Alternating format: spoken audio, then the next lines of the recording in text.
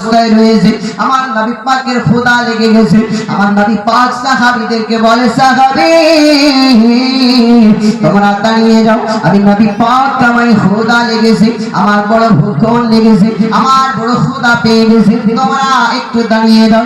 সব সাহাবী রাসূল দাঁড়িয়ে গেছে, সবাই দাঁড়িয়ে গেছে। আমার নবী পাক বলতে আছে, ওগো সাহাবী তোমাদের কাছে কি কোনো খাবার জিনিস রয়েছে? তোমাদের কাছে কোনো কি খাবার জিনিস রয়েছে? বলে কেন ইয়া রাসূলুল্লাহ, ইয়া হাবিবাল্লাহ। আমার নবী পাক বলতেছে, ও সাহাবী রাসূল, আমি নবী পাক অনেক পথ অতিবাহিত করার কারণে, অনেক পথ চলার কারণে আমি নবী পাক আমার ক্ষুধা লেগে গেছে, আমার পেটে ক্ষুধা তো ছটফট ছটফট করতে আছে। তোমাদের কাছে কি কোনো খাবার রয়েছে? ওই খাবারটা আমায় দাও। সব সাহাবী তার পুটলির মধ্যে হাত ভরে দিয়েছে, ঝোলার মধ্যে হাত ভরে দিয়েছে, আর হাত ভরার পরে জবের আটা রুটিটা আপনার বের করে দেয়, আমার নবী পাকের কাছে হাজির করে দেয়। আমার নবীজি সব সাহাবীকে বলতেছে, আমি এমন খালি খালি কেমন করে রুটি খাবো? কারো কাছে তরকারি যদি থাকে তো দাও।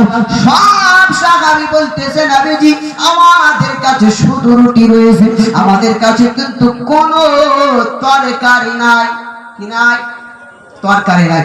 আপনি বলুন তো, আপনি মাঠে গিয়েছেন আর মাঠ থেকে আসার পরে বলতে খাবার দাও, খিদা লেগেছে, আর আপনার বউ যদি আপনাকে শুধু খালি ভাত দিয়ে দেয়, তরকারি না দেয়, কেমন হবে? কেমন রাখবেন? আরে রেগে জ্বলে যাবেন যে এত মাঠ থেকে কাজ করে আসলাম, এত কাজ করলাম তোমাদের জন্য, আর খাবার বেলায় খালি ভাত, রুটি কই, তরকারি কই, নিয়ে আসো। রেগে যাবে। হযরতে আমার নবী পাক বলতে আছেন, রাগা নয়, আমার নবী পাক আদবের সঙ্গে বলতে আছে, তরকারি তোমাদের কাছে নাই। তাহলে আমরা কি করব বাপ? রাগবো না। রাগ হলো শয়তানের কাজ। কার কাজ? শয়তানের কাজ। আমরা মহাব্বতে বলবো যে হ্যাঁ গো, তোমার কাছে বাড়িতে তরকারি রান্না করোনি, তরকারি রান্না করো, তরকারিটা নিয়ে আসো। মহাব্বতে বলবেন। স্বামী স্ত্রী বান্ধবী এইরকমই হওয়া দরকার। কারণ রাগান্বিত করে কোনো জিনিস লাভ করা যায় না। প্রেম প্রীতি ভালোবাসা দিয়ে সবকিছু জয় করা যায়। ওই রকম মহাব্বত দিয়ে আমাদেরকে বলতে হবে। এবার হযরতে আমার নবী পাক সাল্লাল্লাহু আলাইহি ওয়াসাল্লাম তিনি বলতে আছেন, হে সাহাবী রাসূল তোমাদের কাছে কোনো তরকারি নাই? সাহাবী রাসূল বলতেছে, হুজুর আমাদের কাছে কোনো তরকারি নাই, খালি খালি শুধু রুটি রয়েছে। সঙ্গে সঙ্গে যেন এ সোনা মানিক আমার হঠাৎ করিতে যেন একটা মৌমাছি আপনার ভুন ভুন করতে আসে, ভুন ভুন করতে চলে আসে। আস্তে আস্তে আস্তে আস্তে যেন আমার নবী পাকের কাছে পৌঁছে গেল, আমার নবী পাকের কাছে হাজির হয়ে গেছে। আমার নবী পাককে বলতে আছে, নবীজি আজ আপনি রুটিটা খাবেন, আপনার কাছে কোনো তরকারি নাই, আপনার কাছে কোনো রুটি খাওয়ার জন্য তরকারি নাই, আপনি কেমন করে রুটিটা খাবেন? হুজুর আমরা মৌমাছিরা গভীর জঙ্গলে একটা মধুর চাক বানিয়েছি, সুন্দর একটা মধুর চাক আমরা বুনেছি। আপনি যদি ওই মধুটা নিয়ে আসার পরে, ওই মধুটা শোষণ করে নিয়ে আসার পরে, ওই মধুটা দিয়ে যদি আপনি রুটিটা খেতেন, আমি মৌমাছিরা বড় আনন্দিত হতাম, বড় খুশি হতাম। আমার নবী পাক যেন বাবা আজকালকার মানুষ বলে আমার আপনার নবীকে আমার আপনার মতো বলে, আমার আপনার মতো ভাবে। আমি তার কাছে প্রশ্ন করতেছি, বাবা যদি মৌমাছি ভুন ভুন করে আওয়াজ দেয় আর আমার নবী পাক ওই ভাষা বুঝে যায়, আর তোমার সামনে যদি ভুন ভুন করে, তুমি কি বুঝো ভাই বলো? বুঝতে পারি আমরা? আর আমরা বলছি ওই নবী আমার আপনার মতো, এটা বলা যাবে? বাপ যাবে? যাবে না। এবার জানো এ সোনা মানিকা মৌমাছিটা আপনার তার জবান দ্বারা ভুন ভুন করে বলে গেলে আমার নবী পাক আপনার বুঝতে আরম্ভ করলেন, সব বুঝে গেছে। বলে ঠিক আছে মৌমাছি, আমি তোমার কথা রেখে দিলাম, আমি তোমার কথা মেনে নিলাম। আমার নবী পাক জানো আপনারা যেমন বসে আছেন, সাহাবী রাসূল এরকম বসে আছে। আমার নবী পাক একজন সাহাবীর দিকে ইশারা করে দিলেন, এইভাবে আঙ্গুল দিয়ে বলতেছে, ও সাহাবী তুমি দাঁড়িয়ে যাও, দাঁড়িয়ে যাও, আর এই মৌমাছির পেছন পেছন তুমি চলে যাও, রুটা রওনা হয়ে যাও। দেখো মৌমাছি কোন জঙ্গলে নিয়ে যায়, কোন জঙ্গলে মধুর চাকটা বানিয়েছে ওই জঙ্গলে তুমি যাবে আর ওই জঙ্গল থেকে তুমি মধুর চাক থেকে মধুটা শোষণ করে নিয়ে আসবে আমি নবীজি ওই মধুর চাক থেকে মধু দিয়ে রুটিটা আমি খেতে চাই সুরে বলে সাহাবী রাসূল যেন আপনার উঠে পড়েছেন বাবা আপনার রওনা হয়ে গেছে মৌমাছির সঙ্গে গুটি গুটি পায়ে আপনার রওনা হয়ে গেল ভুন ভুন করে চলে যেতে আরম্ভ করেছে যাই আপনার গভীর জঙ্গলে পৌঁছে গেছে গভীর জঙ্গলে পৌঁছে যাবার পরে দেখতে পাই ওই মৌমাছির চাকে সব মৌমাছিরা ঝাঁক বেঁধে বসে আছে এক বাচ্চা বেঁধে বসে আছে যেই না আমার নবী পাকের সাহাবী আপনার উপস্থিত হয়েছে যে না আপনার হাজির হয়ে গেছে সঙ্গে সঙ্গে যত মধুর চাকে বাবা মৌমাছিরা বসেছিল সব মৌমাছিরা সাহাবী রাসূলকে দেখার পরে মধুর চাক থেকে সব মৌমাছিরা সরে যায় সরে বলে আর আমি আপনি যদি যাই মৌমাছির চাকের কাছে তাহলে কি করবে মুখ আছে যেমন পরবর্তীতে কালাম থেকে আব্দুল কালাম বুঝতে পারলেন তো যখনই যাবে মধুর চাক ভাঙতে তখন আপনার মুখ আর শরীর থাকবে না থাকবে কিন্তু আমার নবী পাকের সাহাবী গিয়েছে মৌমাছি বলতেছে মৌমাছি ভাইরা তোমরা শোনো আমার নবী পাকের সাহাবী এসেছে তোমরা সবাই সরে যাও যে না আমার নবী পাকের সাহাবীকে দেখেছে সবাই সরে গেছে তাহলে চিন্তা করো যদি আমার নবী পাকের সাহাবীর যদি সম্মান এতটা হয় তাহলে আমার নবী পাকের সম্মান কতটা হতে পারে জোরে বলে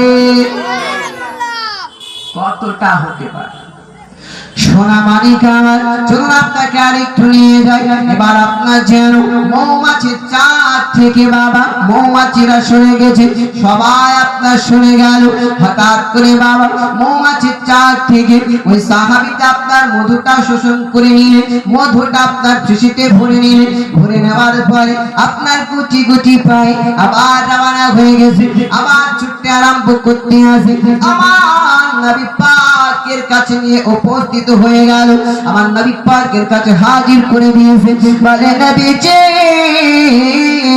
আপনি বলেছিলেন আপনি আমাকে বলেছিলেন মধুটা শোষণ করে নিয়ে আসবে আমি দেখুন মধুটা আপনার কাছে এনেছি এই নেন মধুটা আমার নবী পাক আপনার মধুটা আপনার নিয়ে মধুটা নেওয়ার পরে আমার নবীজি ওই মধুটা দিয়ে রুটিটা আপনার পেট ভরে তৃপ্তি ভরে খেলেন আজ তো সাহাবী রাসূল আপনার ছিলেন সবাই ওই মধুটা নিয়ে সবাই পেট ভরে রুটিটা ভক্ষণ করে নিলেন কিছুক্ষণ পরেতে যেন আবার মৌমাছিটা আবার ভুন ভুন করে চলে আসতেছি ভুন ভুন করে আবার গুনগুন করে আসে আসার পরে আবার আমার নবী পাককে বলতে আসে আসসালাতু ওয়াসসালামু আলাইকা ইয়া রাসূলুল্লাহ আসসালাতু ওয়াসসালামু আলাইকা ইয়া হাবিবাল্লাহ নবীজি আমি মৌমাছি আজ বড় আনন্দিত হয়েছি আমরা মৌমাছিরা আজ বড় ধন্য হয়ে গেছি কারণ আমাদের মৌমাছির রস মধু থেকে আপনি আজ রুটিটা খেয়ে বলে আজ আমরা ধন্য হয়ে গেছি নিজেকে সৌভাগ্যবান মনে করতেছি আমার নবী পাক বলতে ঠিক আছে তুমি দাঁড়িয়ে যাও আমি তোমার কাছে একটা প্রশ্ন করতে চাই বলে ইয়া রাসূলুল্লাহ কি প্রশ্ন করতে চান আপনি তাড়াতাড়ি করে বলুন আমার নবী পাক বলতে আছে মৌমাছি তোমার এত সুন্দর সুস্বাদু এত সুন্দর টেস্টি কেমন করে মধু হয় কেমন করে তোমরা বানাও মৌমাছিরা বলতে আছে নবীজি আমরা মৌমাছিরা সব ফুল থেকে ফলের রসগুলোকে এক জায়গায় আমরা করিনি এক জায়গায় গুচ্ছা করি তবু কিন্তু এত সুন্দর টেস্টি হয় না এত সুন্দর সুস্বাদু হয় না বলে কেমন করে হয় বলে মৌমাছিরা আমরা যখন এক জায়গায় করি এক জায়গায় হাজির করার পরে আমরা মৌমাছিরা যখন আমরা আপনার প্রতি দরুদ ও সালাম পড়তে থাকি, আপনার প্রতি যখন দরুদ সালাম পড়ার পরে ইয়ার জায়গায় করি ওই মধুটা সাধারণ মধু থাকে না, ওই ফুলের রস আর ফুলের রস থাকে না, সেটা এমনি এমনি এত সুন্দর সুস্বাদুতে টেস্টি পরিণত হয়ে যায়। জোরে বলে দরুদ পড়ে, কি পড়ি বললাম? দরুদ শরীফ পড়ি, তবে গায় ওই মধু এত সুন্দর টেস্টি হয়, খেতে সুস্বাদু হয়। কারণ দরুদ ছাড়া কোনো গতি নাই, আছে বা নাই? কারণ এই নামাজ যখন আপনি পড়বেন, নামাজের মধ্যে দরুদ ইব্রাহিম যদি না পড়েন আপনার নামাজ হবে? বলুন, নামাজ হবে? হবে না। এই দরুদ এমন একটা জিনিস, আমার নবী পাক সাল্লাল্লাহু আলাইহি ওয়াসাল্লাম তিনি হাদিস মধ্যে বর্ণনা এসেছে যে আপনি যদি একবার দরুদ পড়েন, বলা হয়েছে যে আপনার 10টা জায়গাতে সম্মানকে উঁচু করে দেওয়া হবে। জোরে বলেন, কত জায়গায় বললাম? 10 জায়গাতে আপনার সম্মান উঁচু করে দেওয়া হবে। শুধু তাই নয়, এই দরুদ এমন একটি জিনিস, আপনি যখন দোয়া করবেন হাত তুলে, ওই দোয়ার মধ্যে যদি দরুদ না থাকে, মহান আল্লাহ পাক আল্লাহ তাআলা তিনি বলেন ওই দোয়া আমি আল্লাহ কবুল করি না। বলে আল্লাহ কখন কবুল করো? আল্লাহ পাক তিনি বলতেছে তুমি যখন হাত তুলে দোয়া করবে আর ওই দোয়ার মধ্যে আমার নবীর প্রতি দরুদ পড়ে যখন আমার কাছে চাইবে, আমি আল্লাহ ওই দোয়াটা কারেন্টের ন্যায় আমার কাছে কবুল করে নিই। জোরে বলেন। তাই আমরা ওই নবীর প্রতি দরুদ পড়বো ইনশাআল্লাহ। আরো জোরে হাত তুলে ইনশাআল্লাহ। ওই নবীর প্রতি একবার মহাব্বতে দরুদ পড়ুন, আল্লাহুম্মা সাল্লি আলা সাইয়্যিদিনা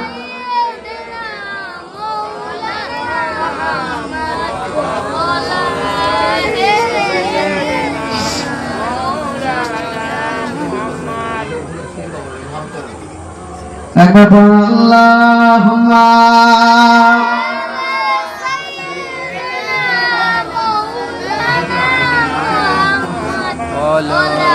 وعلى آل سيدنا مولانا